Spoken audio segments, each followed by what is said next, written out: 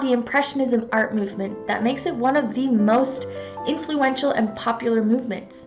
Well, today I'm going to dive into 5 Impressionism art characteristics that will first of all help you understand this art on a deeper level, and also help you easily identify Impressionism art when you see it.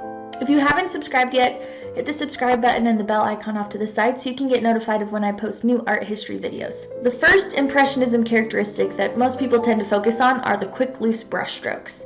When you zoom in on an Impressionist piece, you can see the artist's hand at work.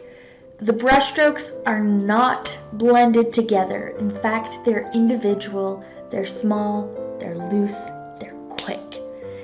The reason for this is because they didn't have a lot of time to complete these images, which I'll explain later, but they don't focus on the fine details of the artwork. Instead, they're trying to capture a moment. And so these loose brushstrokes are fast and quick and not very detailed, but you can see the artist's hand as it moves across the canvas.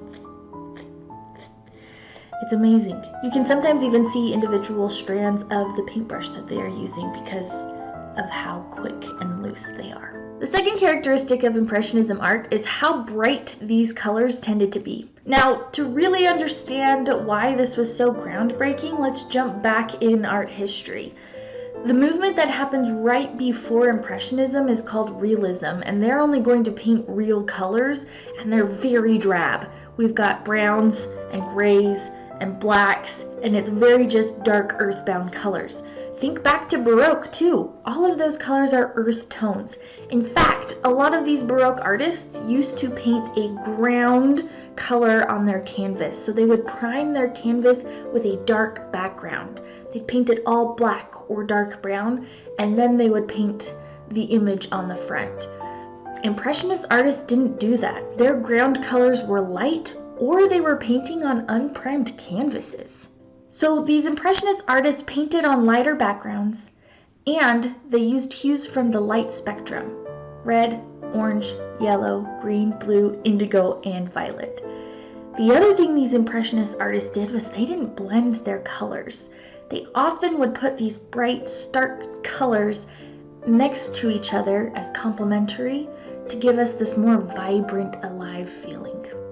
Using hues from the light spectrum on this light ground, and not blending the colors, but often having complementary colors next to each other, created colorful, bright, vibrant paintings. The third Impressionism characteristic is called en plein air, or out in the open.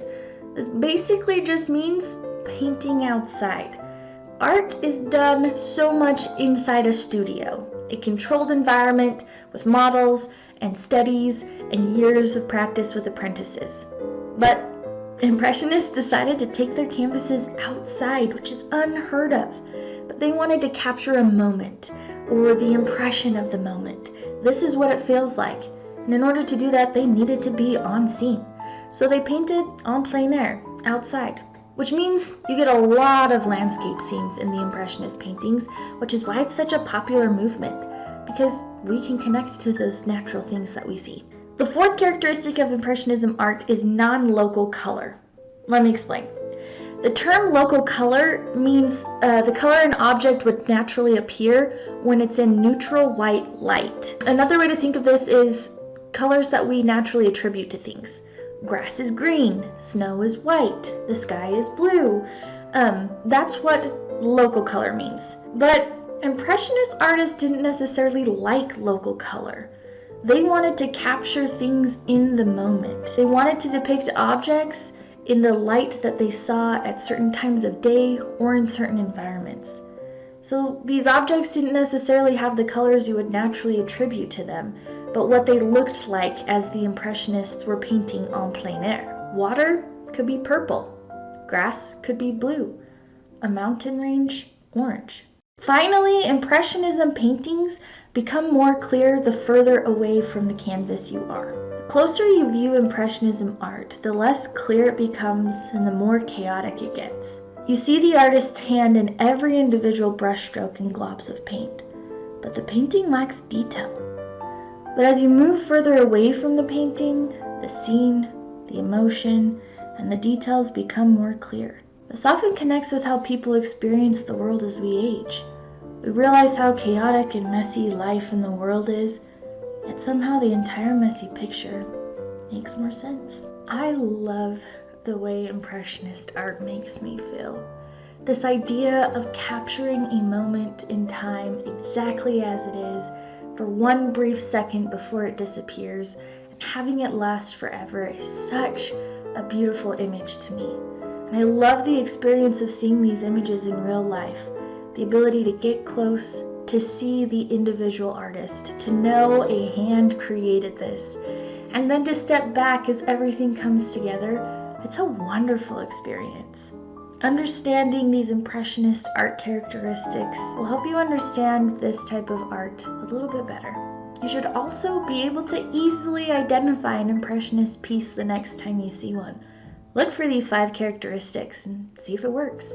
To see how the Impressionism movement fits within art history, you can download my condensed Western art history timeline located in the description below. Also, check out my other videos on art history movements and periods. And if you found this video helpful, make sure you hit the like button and comment below on some of your favorite Impressionist pieces. Maybe we'll do a deep dive into your favorites soon. And don't forget to subscribe and hit the bell icon so that you can get notified of when new videos come out each week, all about art history. Because remember, the art just keeps getting better.